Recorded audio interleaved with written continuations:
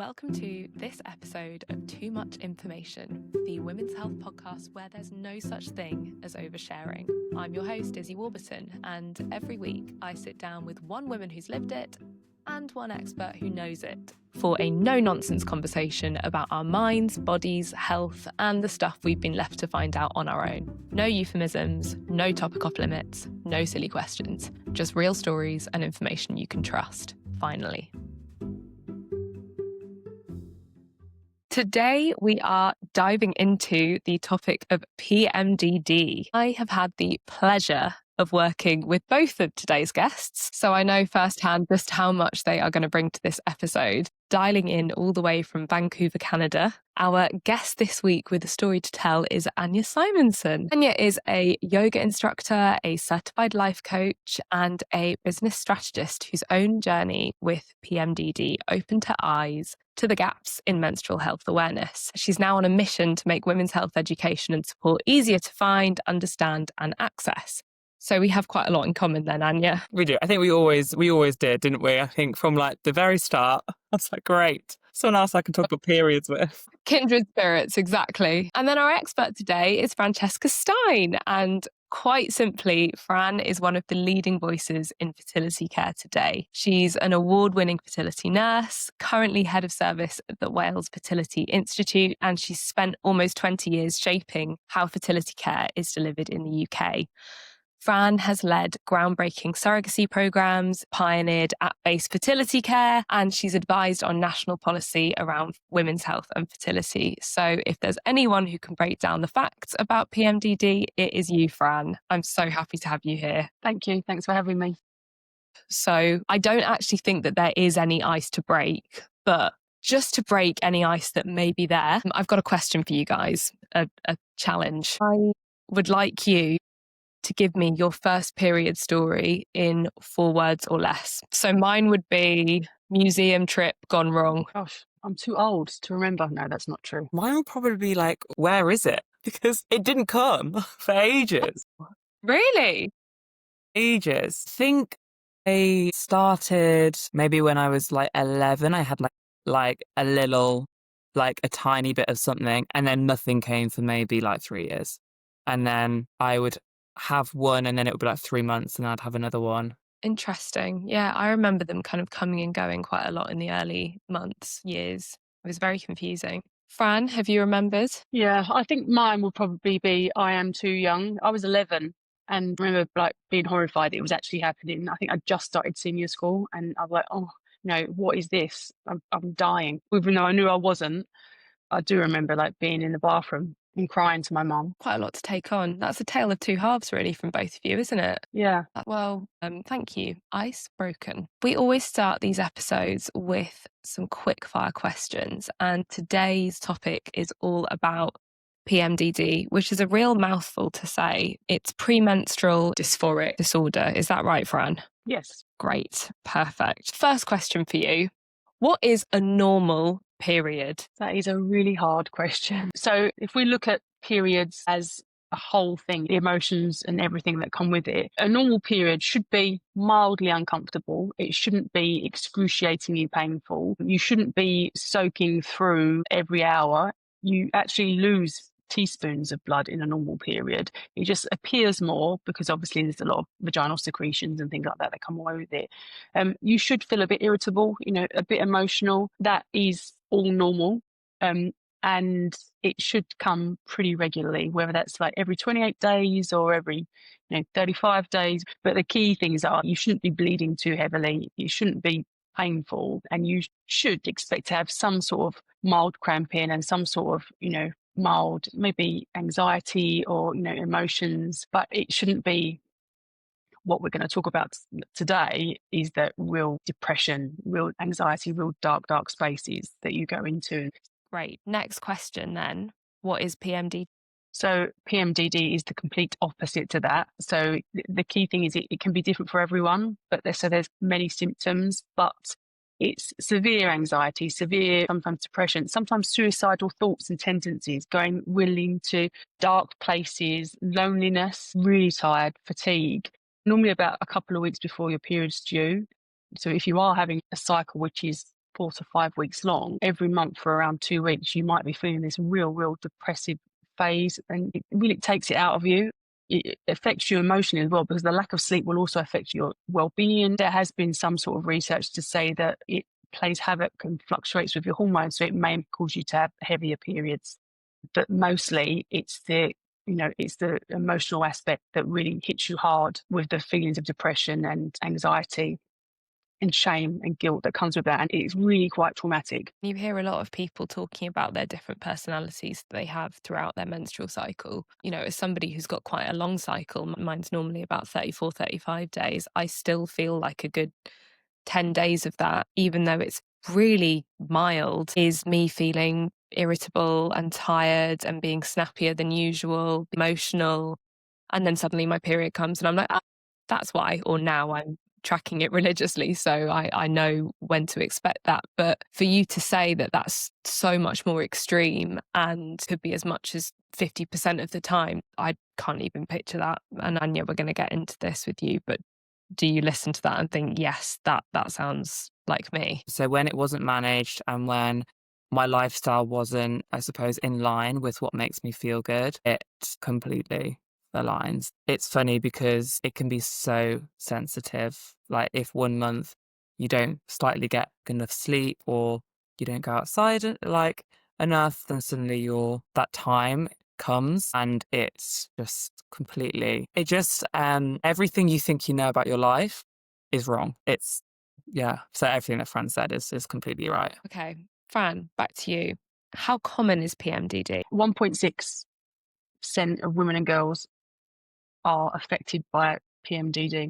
But just to add to that, it often goes misdiagnosed, because GPs, family doctors, practice nurses, they're not equipped to deal with it. They don't understand it. It's not talked about enough. It's not taught as part of medicine, that's for sure. So if you go in to a GP, for example, they might just prescribe you some antidepressants, or just say, oh, that's just your menstrual cycle. It's you, PMT, PMS.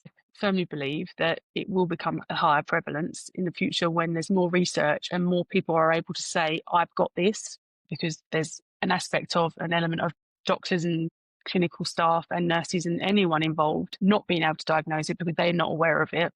But then also people not presenting because they think, oh, I've just got to put up with it. It's just my menstrual cycle. That's interesting.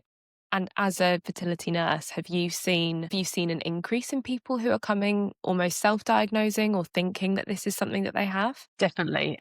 I think in clinic now, people are coming in and saying, I think I've got this, and actually just to hit on the fertility side, this is not, something that just passes.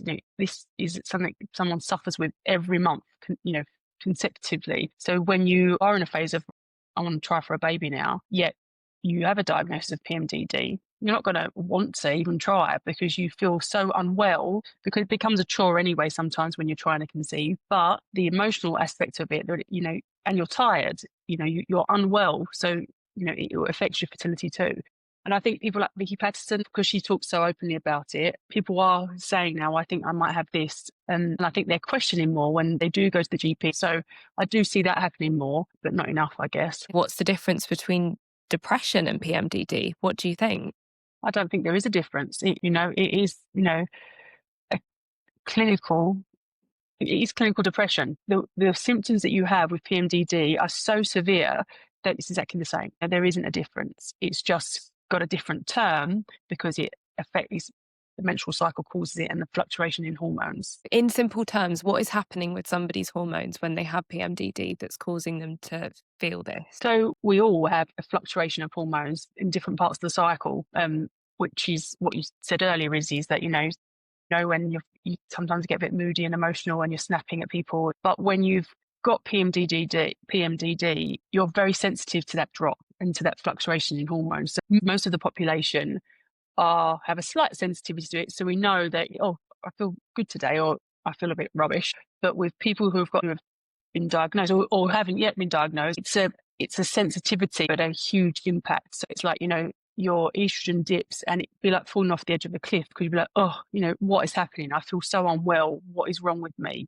And it is that sensitivity. So your hormone levels will be the same as, a friend, your sister, but you are more sensitive to that dip. there still needs to be more research into this, but your body will experience that very differently. So you might think, what the hell is wrong with me? My sister's got a period and she's absolutely fine. I feel like, I want to do something terrible to myself. And people do have the suicidal thoughts and tendencies because it's so bad. So it's the real sensitivity to the hormone fluctuation, which not everyone gets. This is a real deep, this is really affecting me now. Yeah, that makes so much sense. Are there any specific diets or even lifestyle choices that people with PMDD can effectively make to improve their symptoms? So making sure that you're eating well, balanced diet, getting exercise, getting your vitamin D, taking your supplements, going out, I don't know what it's like in Vancouver now, but I'm in Wales and there's no vitamin D half the time. But if you need to take supplements and stuff, do that, but just make sure that you're not being sold fads that you see on Instagram and TikTok shop all the time, but just looking after yourself. I think that the key thing is to have a healthy diet and exercise, in moderation. I know this is something we've talked about before, Izzy, but, extreme exercise is, it's okay, but I wouldn't recommend it. Just do what, exercise is right for you now. Anything that you can, that will help with your physical well-being, but also your mind. This is really important. And what do you think are some of the biggest signs that it's PMDD rather than PMS? I think it is the mental aspect and emotional aspect of it. So, if you are feeling very, very low, like you don't even want to get out of bed, you don't want to engage with people, you become quite a recluse, you don't want to go outside, like Anja mentioned. So if you feel very, very low, very, very tearful constantly, get to a point where you feel like you don't want to be around anymore, this is really serious. I want to make it clear that we all do feel a bit rubbish at certain times of the month because of our hormones, but this is just not knowing, not seeing light at the end of the tunnel, feeling like you're isolated and alone and very emotional, and just that you don't know what's coming next. I think that really low feeling is a sign. Anja, I can see a lot of nodding along with what Fran's saying. It's so nice to hear someone else explain something that is really hard to put into words sometimes yourself. And I think I have gotten better at putting it into words myself. And it's literally the exact same as what Fran is saying. It just gives that kind of layer of, okay, this actually is true and I'm not just crazy, or I'm not just really dramatic. Yeah.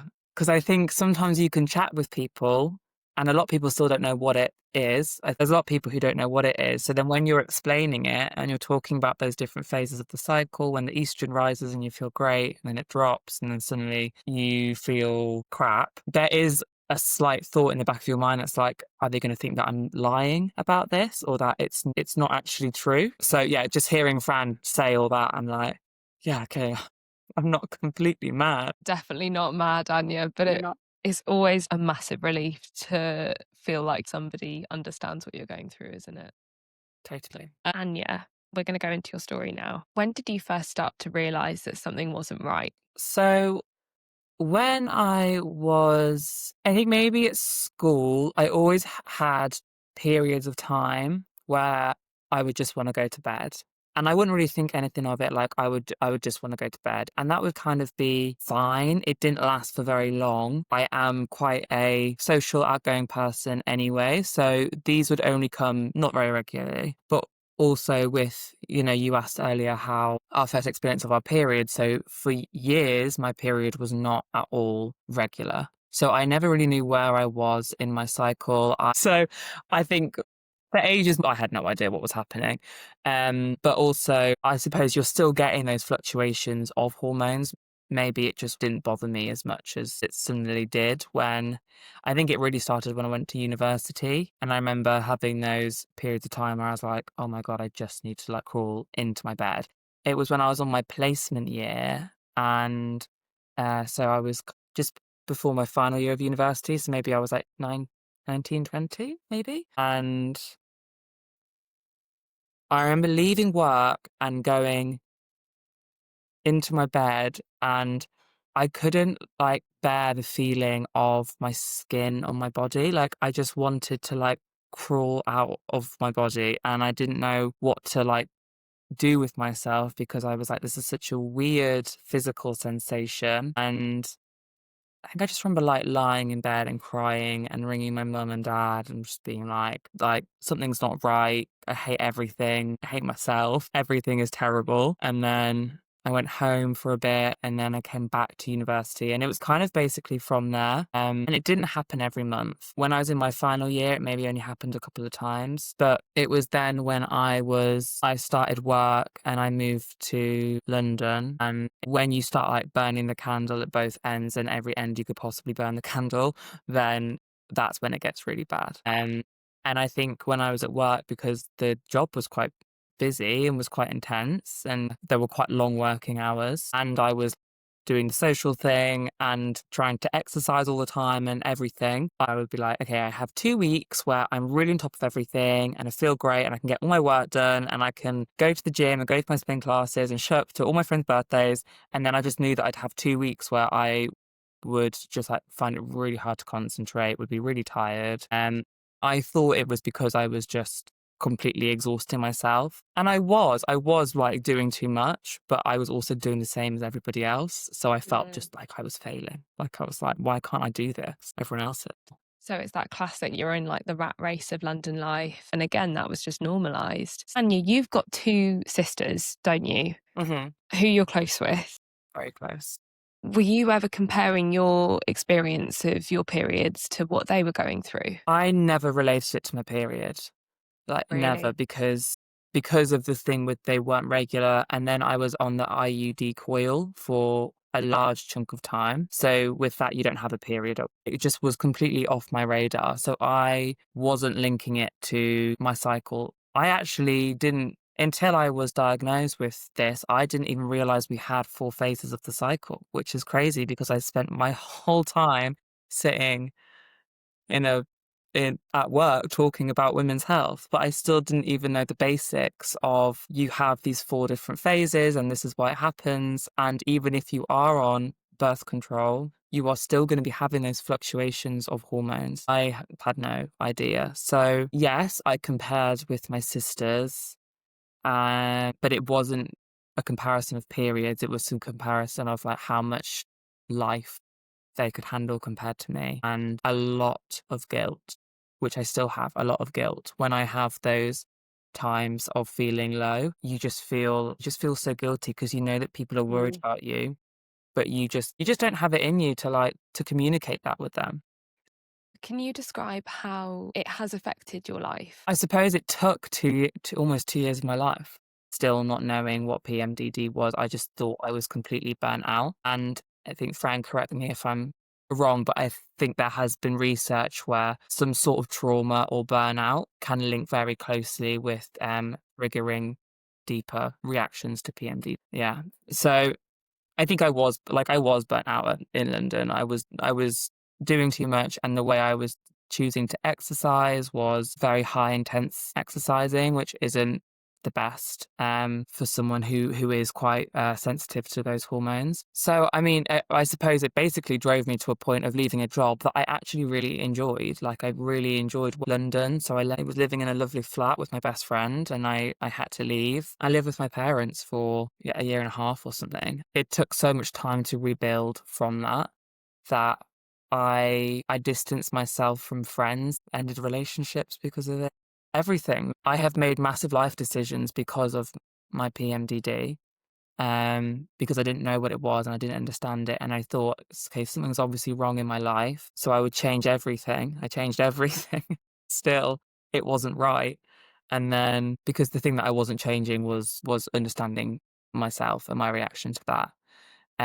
But then also there's been some great things because from leaving London and going, I was so lucky to be able to go back to my parents and have a very safe space there. I really kind of got back to the simplicity of what life could be. Like I got really into gardening and I got really into my yoga. So that's when I became a yoga instructor. And then I had some time to save money so then I could go traveling, which is when I came to Canada, and then I decided to move to Canada. So yes, it's meant that I've had to pause things, but then sometimes out of pausing comes like a really nice moment to actually reflect on what you really want. And I feel extremely lucky for that.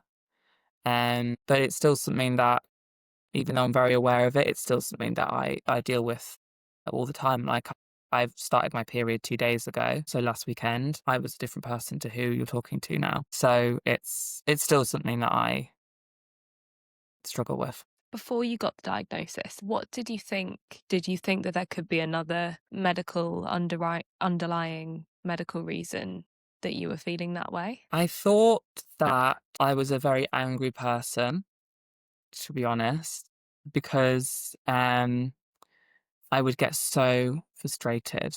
And I think it's a side of me that only my parents and my sisters would have seen, but it's this absolute rage.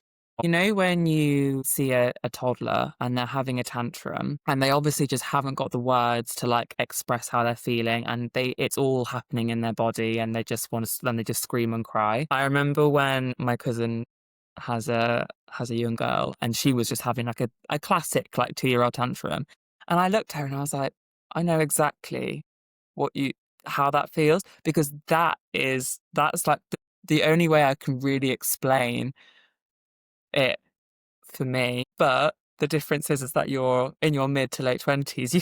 So I thought I've got some sort of anger problem or something. I'm an angry person. And then I thought, maybe I've got kind of bipolar. But bipolar is a big thing. So I was like, well, it's not that bad. That's a big diagnosis. And then I just thought, well, maybe sometimes I just get really sad. And maybe that's just it.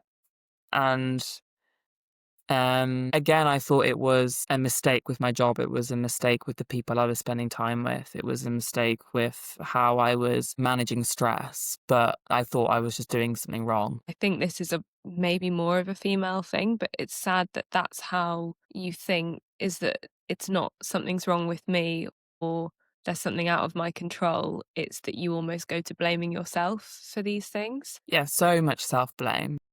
Mm. And so the only person really I would call is my mum, or my older sister mainly would be my two people who I would call, because I found it so shameful. I didn't want to ring a friend or another family member and say that I can't bear the feeling of my skin on my body. That's a weird thing to say. Or like panic attacks, something I'd have a lot. Yeah, going to bed for a whole weekend and just horrible. Especially for somebody like you who is ostensibly a happy, sociable, outgoing person with lots of friends, with a family that you love, who has so much life to give. The fact that you've had to just shut yourself away from all of that, it's not nice, and it's definitely not like the Anja that I know, but then it just shows you've kind of shut away this almost like half of your life. I think and I think everyone can relate to this to a certain extent, but it's easy to put things into boxes and to separate them out.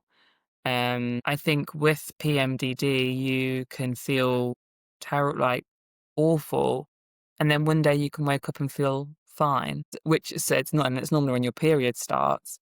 So then you feel like you're a bit mad because then suddenly you're like, oh, I'm fine again. You would think that if someone can go so low, it would take them a while then to get back up again. But it doesn't even really take that long. It might take, a day, a really good sleep and starting a period. And then you're like, oh, I'm fine. And then you almost forget it. When I sit here and I'm thinking about experiences that I've had and literally had last week, it doesn't feel like I'm thinking of myself. It feels like I'm talking about something like a film that I saw or a story I heard from somebody else. I think that makes sense though, because you think about the times that I've had cripplingly bad tonsillitis, and I'm not comparing your PMDD to my tonsillitis, but when you have those days and you're like, I am in so much pain, I will never forget this pain, everything hurts. And then as soon as you get better, you completely forget about how you felt, don't you? Yeah. Interesting. Yeah, that's such a good way to put it. Like when you got a cold and you're in bed and you're like, when I can breathe again, I will never take for granted taking a breath through my nose. It's so true. Okay, so Anja, talk to us about your diagnosis. How and when did that happen? So I left London and I was like, this is great. I'm leaving London. I just need to be away for 2 months, and then I'm going to come back and get a new job, and it's all going to be fine. Maybe like a week after I left London, I went to Berlin and had a horrible experience in Berlin where some horrible, disgusting man put one of those needles in the back of my arm. So I had a terrible experience there, and the people that I'd gone with were not at all there for me. So they left me in the hospital on my own. It's a whole other story. But came back from Berlin like completely. It was almost like I thought I was in a low place, and then I just dug a little bit, just dug a little bit more. So yeah, after that, I went into a really bad state, and I don't think that was even just PMDD. I think that was just like it was probably triggered by that, and then because of that trauma, everything kind of just unraveled a little bit from there. So going back to London and getting a new job and stuff, that was just never going to happen. I'm incredibly lucky. I'm very close to my sisters. I'm very close with my parents and my mum. And my mum said to me, she was like, you're not allowed to go back to London. Like, we would worry for you to be not in the house with her. I was actually extremely fortunate because I rang the NHS, just to my general like practitioner, my GP, because I thought, okay, I should probably get some like antidepressants or something, because life was just so hard. When I was chatting to my nurse, she referred me on to a gynecologist, and then I was saying about, I feel like I have 2 weeks and I feel fine, and then I have the 2 weeks and I feel terrible and this sort of stuff. And then she basically asked me to track it for the next 2 months. She asked me to track my symptoms, my period. And that was when she diagnosed me with PMDD. Like, so it was very quick. And I had never heard of it at this point. I remember her saying it on the phone and then me Googling it and being like, well, this makes a lot of sense. But then my three options were to go on antidepressants, or to get a hysterectomy, or to go into early onset menopause. Wow. Yeah. So it was like, oh, you've got a problem with your hormones. We'll just take it all out. We'll just take out your Oh my ovaries and God. everything else. Is that normal, Fran? I'd like to say no, but yes. It's actually quite interesting because I was reading something today and about like Hippocrates, who's like the father of modern medicine. So in ancient Greece, all women were diagnosed with hysteria. The option was pretty much get pregnant because that will solve all your problems, which we know is not that easy, or go into early menopause and take it all away. So remove everything. But so that advice has not changed since ancient Greece. Things haven't changed much. I'm absolutely shocked by that. I couldn't believe it. I was literally like, they just sent Katy Perry to the moon. Why are we all like just whipping out people's ovaries? So which option did you go for? So I was like, I'm going to try and solve this myself through like exercise and nutrition. So I like read a lot, did a lot of research. And even just from that, I realized women have this internal clock inside them. And when you lean into each phase of it, you can have such a balanced life. And it gives you really nice opportunities to take some time to reflect. And then when you're feeling better through your follicular and your ovulation phase, you can go and like socialize and like have great sex and like do all of that stuff. And so you can have a life of balance. I think it's like a superpower. We have this thing inside of us that is willing us women to be balanced and to lean into each of these phases and these cycles. But no one tells us. No one tells us about it. And the way that society is built, where every Monday looks the same, every Tuesday looks the same, you stick to this routine. So I was like, this is complete bollocks, basically. So I wanted to try and understand it as much as possible. And it did get so much better when I lent into each of those different phases and I really allowed myself the space and time to do that. But then without the antidepressants, which I'm still on, I was still having those really low points. And I really didn't want to take antidepressants. I had a conversation with my sister and she was like, yeah, but the other solution is that you have a week every month where everything stops. And that's also not right. So it's the best out of a bad option. Yeah. but using the food, the exercise, all that sort of stuff, and learning about what's good when, and to really listen to your body, that's a major thing that I also did. So interesting. Thank you.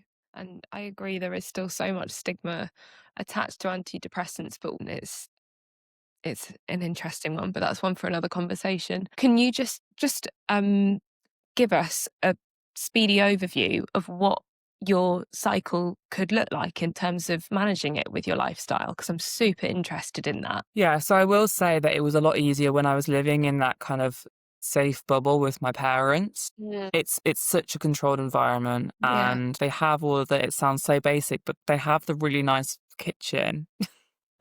And they have all the cooking appliances and the money to be able to go and buy you the really nice salmon or whatever, which I'm completely speaking from a complete point of privilege, and I acknowledge that completely. If they didn't give me their resources, I don't know I don't know where I'd be now. It's really simple things. It's like annoyingly simple, but throughout the whole cycle, and Fran, please jump in here whenever, but it's eating those healthy fats, Mediterranean diet, essentially, fish, olive oil, roasted veg, all that stuff, dark chocolate. And I just need to get back to like eating as naturally as possible.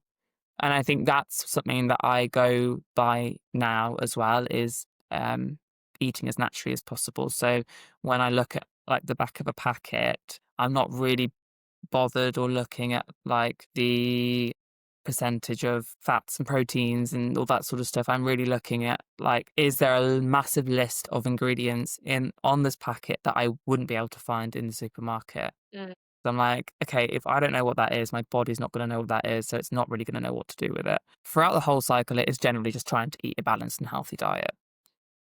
So your cycle starts on the first day of your period. When I'm bleeding, I'm lucky I don't have really painful periods. They kind of come, and I might have a bit of cramping, but it's fine. But generally, my energy is kind of coming up. So that would be yoga, a lot of long walks. So yesterday I did a like really long hike, which was great. That sort of stuff. Like nothing too strenuous, but your heart rate is getting up and Yeah. you're moving. And then I would go into maybe more strength training and maybe a bit of running and those HIIT workouts as well. So that would be in the follicular ovulation phase, right, Fran? When your estrogen's like rising. So you've got a bit more energy. And also in that phase is when I'm like, I would want to be socializing. Like your body is primed to have sex. It wants you to get pregnant. So obviously with the right contraception, like, you can have great sex, have a fun time. And then when it goes again into the luteal phase, so when everything starts to drop off, that's really when I need to like retreat and take time for myself. So trying not to fill my calendar with social things, which I still find very difficult. Mm. Every day I make sure that I get outside. That's like a non-negotiable for me, but making sure that I'm going outside, but it could just be a very short walk. Yeah. Doing a lot of reading. Again, like I feel like I could probably eat and eat and eat and eat. So making sure that my fridge is filled with things that I'm happy to kind of snack on and I'm not going to feel totally gross by. Maybe like I do a lot of baking at that time, just kind of slowing everything down, and then it all starts back up again. So interesting. It's almost like every month is like different seasons of your cycle. Yeah. Final question before we move on. Is there one thing that you wish people knew about PMDD? I think I wish people understood it more. What I would love from like a personal point of view is to be able to say to someone, I'm in that phase before my period, and they understood what that meant. Yeah. Um, Yeah. so I'm not very responsive on my phone. I was about to say leave me alone, but I actually don't mean that, because when you allow people to show up for you, I think in the last couple of years I've allowed people to show up for me, and it's been incredible. It's really deepened my relationships. But like, give me my space, I think is the thing. And if I don't reply to you, it's not because I really don't mean to be rude. It's just that I just can't really manage it at the minute. Yeah. But then I also wish this on a greater scale, not even like related to PMDD, but I just wish that women and men knew and understood, and the information was so much more accessible to be able to lean into those different phases of the cycle, because I really do feel like that is something that we as women are missing out on, is living as if we are men and on this 24-hour dose of testosterone. So obviously it varies on external things that are happening, but internally they feel the same every day. And they can go for 10K runs and they can do it super quickly, and they can go for beers and they can do everything that they want to do. I think what we have as women is a real beautiful opportunity to tap into something deeper. And yes, it probably means that you have to plan your month out a bit more. And it can be super annoying, because when you're looking at your calendar and I'm thinking, like, it's my friend's birthday, or it was Pride here in Vancouver, and I love Pride. But then it was in that time where I just wanted to go to bed. So it's like being able to lean into that and allowing that for yourself. And I think that is something that people with a menstrual cycle, we are really missing out on. So insightful and wise, very wise. We're going to move on. So, Anja, if there are any questions that you want to ask an expert, now is your opportunity. If you were to give an elevator pitch of what's happening for someone, what would the elevator pitch be? It's really interesting, actually. Like, my daughter is 8, and I can see that she's starting to act differently at different times of the month. And my husband and I were talking about this the other day. And in answer to this question, I would just say that, at different times of the month, you are going to feel differently. And this is what you should expect, is that you might feel emotional, you might feel a little bit angry, you might feel, that you're a little bit more tired. But whenever you get to a point where you're actually feeling like really intensely tired, intensely angry, intense emotions that you can't control and you just don't know why, understand that that's a problem. I think, because as you say, we're not taught about our cycles in school. We're taught about, okay, you can get pregnant this way, but actually you can only get pregnant 1 or 2 days in a cycle, in that ovulation period. So the amount of times I've spoken to women about, and they don't know that their cycle actually acts that way. And that's, so just understanding that there are different phases in the cycle, and at different times in the cycle, you are going to feel differently, expect to feel differently. And that's okay. And for you, if it means that, I want some time to myself now, or I'm tired, or I just need, some time or I want to eat something differently this time of the month, that's okay, and acknowledge that for every woman, every person with a menstrual cycle, there is going to be different times of the month where you feel differently.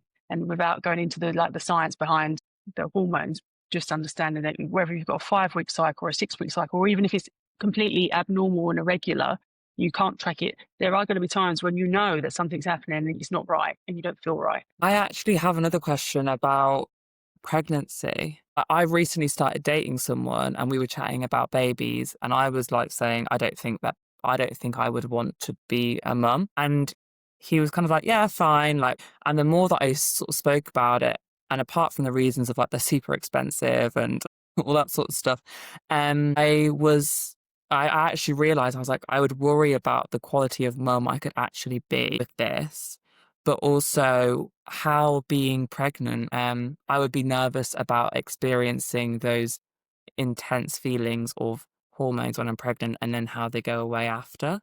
So I suppose anything you could say around that, I'd be very interested. So I think this is a tricky one again, but it's not correct for everyone. But if you do have a diagnosis of PMDD, then you are more likely to potentially have heightened feelings during pregnancy. So potentially mental health struggles, postnatal depression, you might be more at risk of that. And it is, again, to do with the hormones.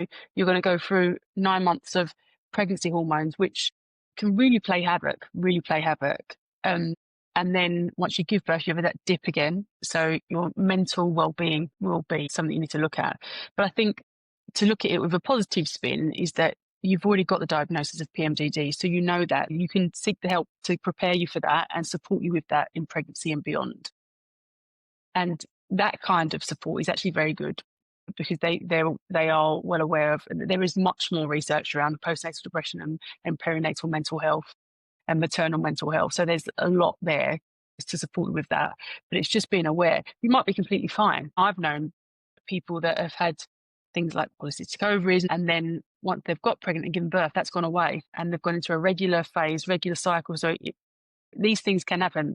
The female body is an amazing thing. I just wish there was more research into that. I don't want to sit here and say, oh no, I wouldn't worry about that, but you are going to be more at risk because of it's simply down to the hormones and your sensitivity to them. Yeah, that makes sense. I think you'd be an excellent mum. So don't say that you couldn't do that. The female body is just a bit of an enigma, isn't it? So who knows what that stage would do for you if that turns out to be the right thing for you. And I was reading this book, is that the female body is the most useful and the uterus is the most useful organ, but it's also the most misunderstood. And it is. Yeah.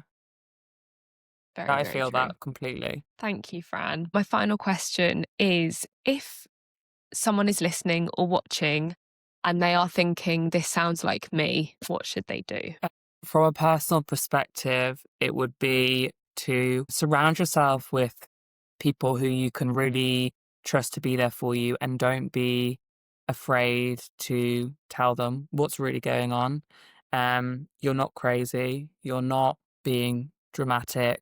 Rely on the people who are asking you to lean on them, because from a personal experience, that's something that I didn't do. And it's still something that I'm learning to do. And I think that even if it's just one person, family or a close friend or whatever, being able to try and be as open with them as possible with how you are. And you don't have to sit and go through it on your own, and you don't have to try and squish stuff to make it work for you. You can take back some control, and you are worthy of doing that as well. I think the key thing for me is unfortunately, you do have to advocate for yourself. If you do feel that this might be something that you are suffering with, and I say suffer because it's a diagnosis, this is a condition, it's a syndrome, it's something real. Go to your GP or your family doctor and don't take no for an answer. Unfortunately, that is the world we're living now, that you do have to go, you get a 10-minute appointment with the GP and they might say, oh no, it's just your period. Off you go, take some painkillers, have an antidepressant. You need that diagnosis. So advocate for yourself, record your symptoms for a couple of months, go in there with the evidence, say, this is what I'm doing, this is what I'm feeling, here's the evidence. You can always say that, I've sought advice because I've been listening and researching it. I think I've got this. And I think that is the best thing you can do, but you do have to advocate for yourself and understand that it's something that you shouldn't just put up with, because it will affect you. Thank you. And I love the idea of a symptom diary. It's so simple, but I can totally see how even doing that before or during conversations with medical professionals could be such a great way of showing yourself that you are not crazy, as we've spoken about, but also being able to go into that appointment and make the most of it and really be able to advocate for yourself with facts and not feelings. So we will, in the show notes and descriptions, link out to any articles or advice or resources that either of you would like to point people towards. I don't know if either of you have got any that you would say are really helpful. I read the book Moody by Amy Thomson. She's actually the creator of the app Moody. I found that very useful. And then just another book, actually, that Izzy, you gave to me for my birthday when we were working together, was the Gynae Geek. She didn't touch on this, but I think that's good for just general women's health. Completely agree. It's just a book that every woman and actually every man should probably read or listen to at some point. Fran, do you have any? I think so. The NHS website and Mind is are really good in terms of describing what PMDD is and the symptoms. But there is also a UK organisation called the PMDD Project. Yeah, that's a great recommendation. I'll put that in the notes as well. I have learned so much. Anja, I have a newfound respect for you. You have always been such a wonderful person to know and to have honest conversations with. But going through all of this, coming out the other side and being able to talk about your experiences with so much rawness and authenticity, but also still with a smile on your face, is something that you should be so proud of. And I'm so pleased to have been able to have this conversation. So thank you. Thank you, Izzy. And I think both of you actually made me braver to go and get the help that I needed, because we did have such honest conversations through that time working together. So yeah, I'm very grateful. Thank you. You are very brave. And Fran, you're amazing. Thank you for putting everything so plainly. I can feel a standalone episode coming along where we just have Ask Fran your questions, because it's just so nice having it all laid out in such plain English. You're welcome. Anytime. It's been a great chat, and hopefully it won't be the last with either of you. Thank you, Izzy. Thank you. That's it for today's episode of Too Much Information. A huge thank you for listening, and an even bigger one to today's guests for sharing their time and their expertise. You can find all our episodes on Spotify, Apple Podcasts, and YouTube. Wherever you're listening, just make sure you hit subscribe so you never miss a conversation. If you've got an idea for a topic, or you'd like to be on the show, either telling your story or as an expert, I would love to hear from you. The links and useful resources from today's guests are in the show notes below, along with our social media handles and contact details. We are on Instagram at @TooMuchInfoPodcast, where you can submit your questions and get sneak peeks of upcoming episodes. Finally, if you know someone who might find this episode helpful, please share it with them, because that's how we get too much information to the people who need it most. Thanks again for listening. I will see you next time.